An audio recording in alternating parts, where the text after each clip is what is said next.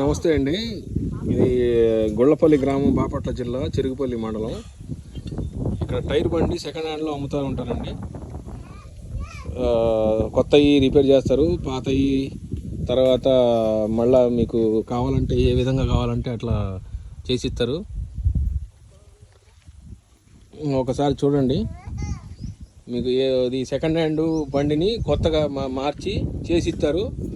బండి second hand బండి 45,000 నుంచి 50,000 దాకా ఖర్చు వస్తుంది. కొత్త ఖర్చు. కొత్తదైతే మీకు 1,20,000 రూపాయలు కొత్త బండి తయారు చేసిస్తారు. దాదాపుగా ఒక వారం రోజులు టైం పట్టిద్ది. చూడండి,